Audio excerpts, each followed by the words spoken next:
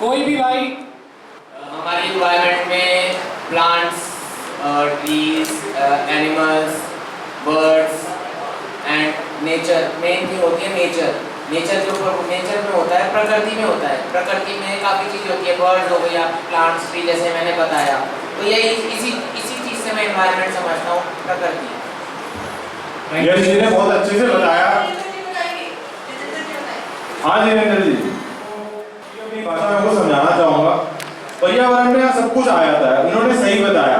जानवर, पशु पक्षी, जो हवा में उड़ते हैं हमारे पक्षी, जो जमीन पे रहने वाले जानवर, जो पानी में रहते हैं हमारे जानवर, जैसे मगरमच्छ हो गया, छिपकलियाँ हो गई, मछलियाँ हो गई, और वो वाले माइक्रो ऑर्गेनिज्म जिनको हम देख नहीं पाते, जो बहुत ही छोटे होते हैं, भले उनके हमारी तरह हाथ पैर नहीं होते, भले उनको देखने के लिए हमें माइक्रोस्कोप की जरूरत पड़ती है, पर हमारे पर्यावरण का वो भी बहुत एक अहम हिस्सा है।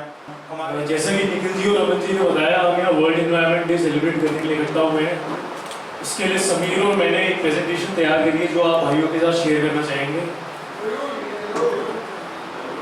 हमारी प्रेजेंटेशन का हमने नाम दिया है हीलिंग आवर अर्थ। जैसे कि यहाँ पे हम शबा में बोलते हैं, हमारा जो है मोटो है healing the feeling.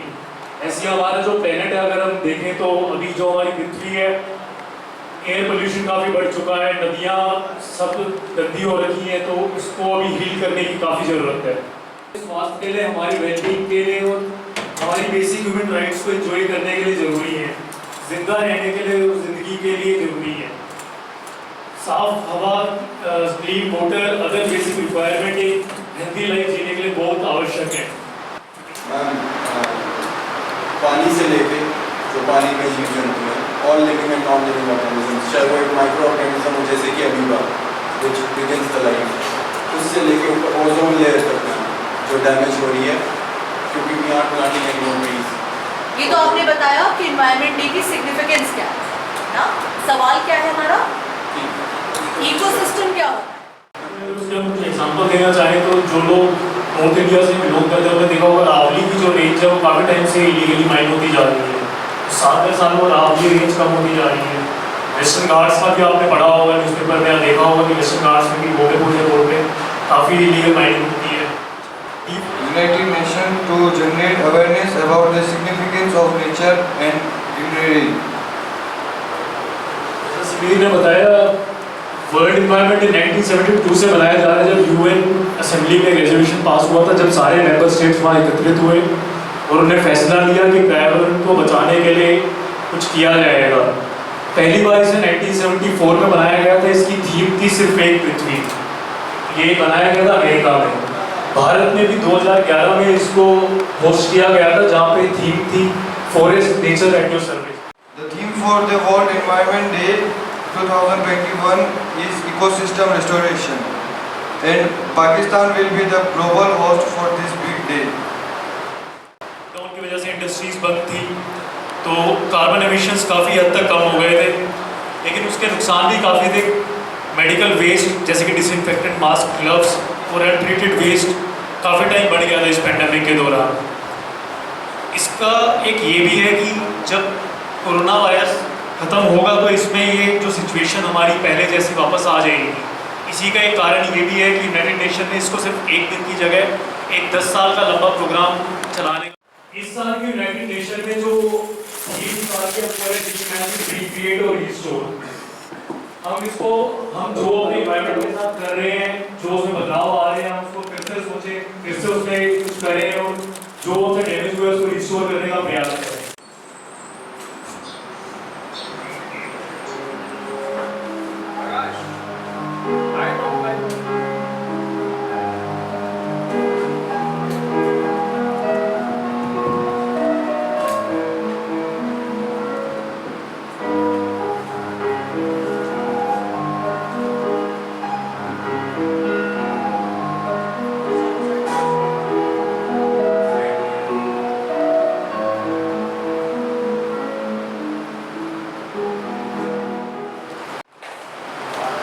Sir recycle तो किया ही गया, इसमें जो जहाँ पे ये शूट हुआ वो केरला है, जहाँ पे लिटरेसी रेट बहुत ज़्यादा है, तो अवेयरनेस के ऊपर ये वीडियो है कि अवेयर कैसे करवाया जाए लोगों को। तो उसके लिए लोगों को बताना और उन्हें अवेयर करवाना बहुत ज़रूरी कि रिसाइकल होता क्या है। एनवायरमेंट रिस्टोरेशन और उसकी प्रोटेक्शन के लिए गवर्नमेंट की इंटरवेंशन की ज़रूरत नहीं है या बहुत बड़े बड़े फंड्स की ज़रूरत नहीं है। हम अपने लेवल पर एक छोटा आदमी, छोटा इंसान, वो भी कोशिश करके एनवायरनमेंट को प्रोटेक्ट और रिस्टोर कर सकते। ये छोटी छोटी कोशिशें ही आगे जाके बड़ी कोशिशें बनेंगी।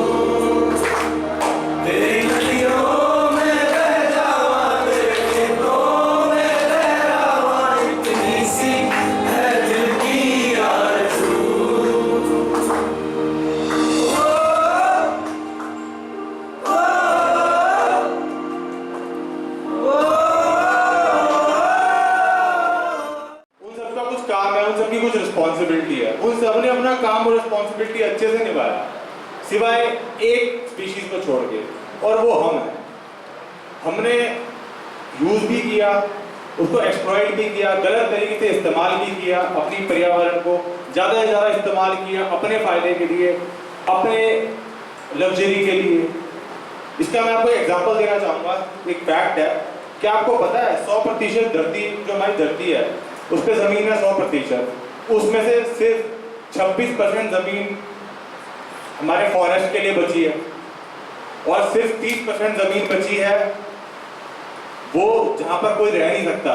जैसे हमारे डेजर्ट हो गए, रेगिस्तान, हमारे ग्लेशियर हो गए जो बहुत ठंडी जगह है, और उसके बचे 34% ज़मीन पे हम लोगों ने कब्जा करके हमारी खेती बाड़ी के लिए आगे वो ज़मीन बढ़ाई गई है। और ये चीज़ यहाँ रुकी नहीं है, हम अभी भी अपने फायदे के लिए, क्योंकि हमारी पॉपुलेशन इतनी बढ़ गई है, उसको फीड करने के लिए हम और ज़्यादा अपनी बढ़ाए जा रहे हैं, अपनी भूख को और ख़त्म ना करके अपनी ज़मीन को और कब्जा के, पेड़ काट के इसी को बढ़ाए जा रहे हैं। Over to you. सबसे पहले श्री हरवंश राय बच्चन जी की कविता की कुछ पंक्तियाँ पढ़ना चाहूँगा। इस कविता के माध्यम से कवि ये कहना चाहता है कि हम सब जीवन में कुछ ना कुछ गलतियाँ करके आए हैं, परंतु उन गलतियों को भुला के हमें आगे बढ़ना चाहिए, समय की यही मांग है। तो फिर प्रस्तुत करता हूँ। जीवन में एक सितारा था, माना वो बेहद प्यारा था, वो डूब गया तो डूब गया, अंबर के आंगन को देखो, कितने उसके तारे टूटे, कितने उसके अपने टूटे, जो छूट गया फिर कहाँ मिला, बोलो टूटे तारों पर कब अंबर शोक मनाता है, जो बीत गया तो बीत गया। वैल्यू है उन चीज़ों से छेड़छाड़ ना करे और एक अच्छा जीवन व्यक्त करने की सभी कोशिश करे, और जो चीज़ें हमारे पर्यावरण में है उन सब चीज़ों को बचाएं ताकि वो हमारे, ना कि हम यूज़ कर पाए, ताकि आने वाली हमारी पीढ़ियां भी उन चीज़ों का स्वाद ले पाए।